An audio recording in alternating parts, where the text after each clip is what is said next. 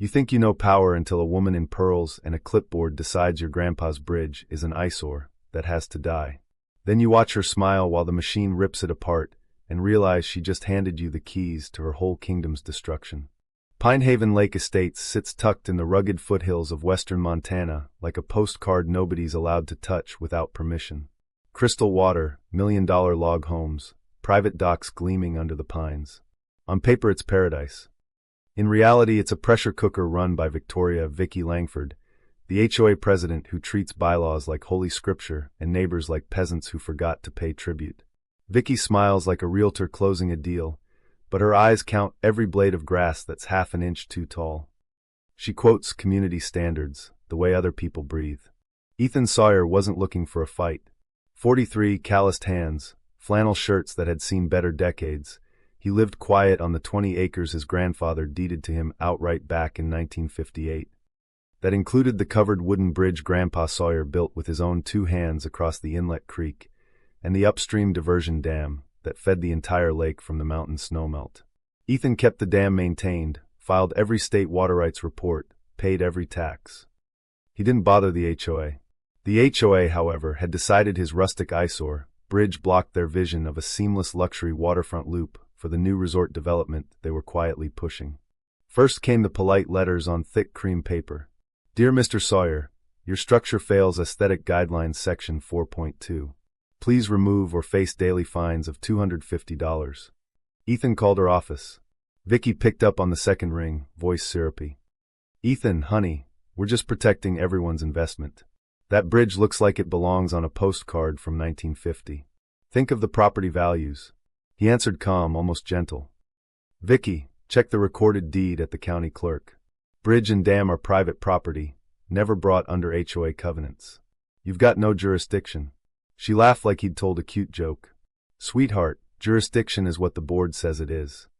Then the fines stacked like cordwood. Visible tools in the yard, $175. Grass too long by the creek, $300. Unapproved signage on the bridge itself, the faded hand-carved Sawyer Landing, board Grandpa nailed up in '59, $425. Ethan kept every receipt, every photo, every time-stamped email. He never raised his voice. He just smiled back the same polite way she did and said, "Looking forward to seeing you in county court when the judge reads the actual deed." Neighbors started crossing the street when they saw him. Vicky's weekly newsletter called him that rogue landowner whose unsafe structure endangers children and lowers everyone's equity. Flyers appeared on mailboxes overnight. Protect Pinehaven, stop the squatter profiteer. One mom who used to let her kids fish off Ethan's dock now yanked her son away like he carried the plague. Ethan watched it all with the same steady gaze his grandpa once gave a rising river. He knew exactly what was coming. The morning they brought the excavator, the air smelled of pine and diesel. Vicky stood on the far bank in cream linen pants and heels that sank half an inch into the mud, arms folded, mirrored sunglasses hiding the glee. The machine's bucket slammed into the first support beam with a crack that echoed off the mountains like a gunshot. Wood exploded. Neighbors gasped. A little girl started crying. Vicky raised her voice over the roar. This is for everyone's safety. The board voted unanimously. We thank you for your future cooperation, Mr. Sawyer. Ethan stood on his side of the creek, hands loose at his sides, watching 60 years of family history turn to splinters and splash into the water. He didn't yell. He didn't beg. He just stared straight at Vicky until her smile twitched. When the last beam hit the creek bed, Vicky clapped once like she'd finished a TED Talk. Beautiful work, gentlemen. Property values just went up 10%. She turned to leave, heels sucking mud with every step. Ethan waited until the crew packed up. Then he walked the half-mile gravel path to the dam, the same path Grandpa had walked every spring.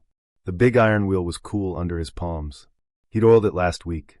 Now he leaned his full weight into it. Metal screamed. Gears groaned like an old man waking up angry.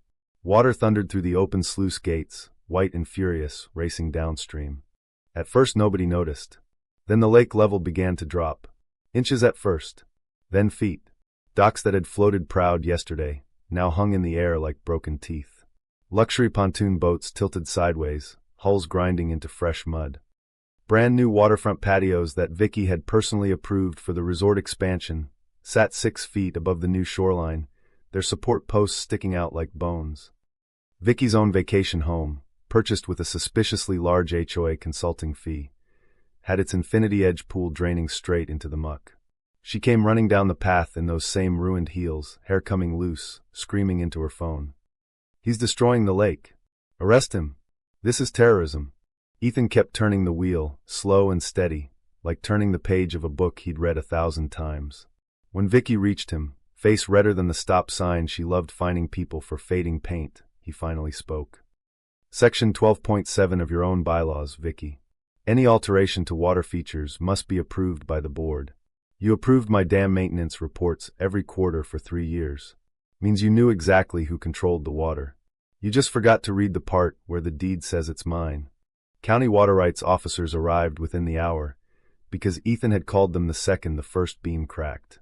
They took one look at the recorded 1958 deed, the state permits in Ethan's name, and Vicky's own signed acknowledgments of his water reports.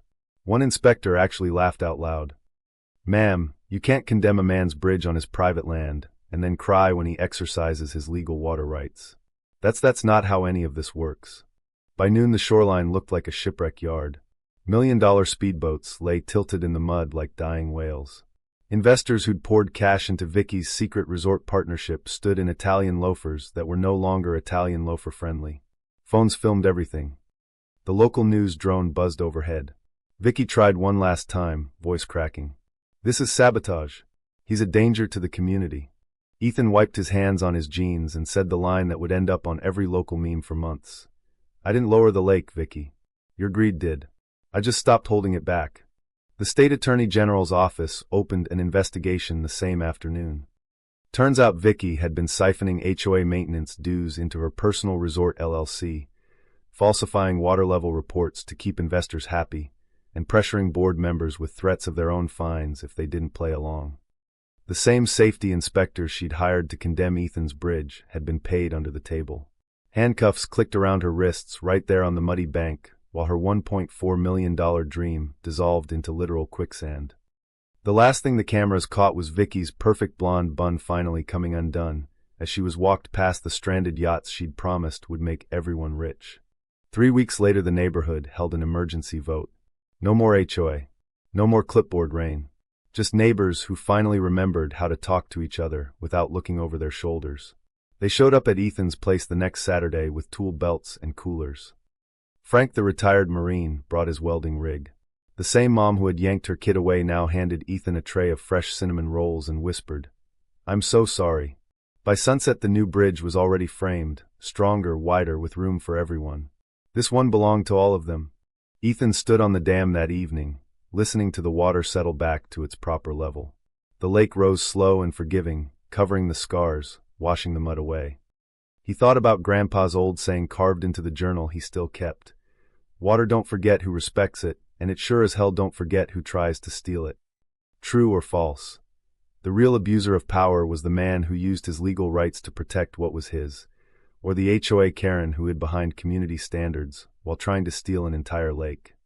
Drop your answer below, because the next time a clipboard comes for your property, you might want to know exactly who's really getting karma.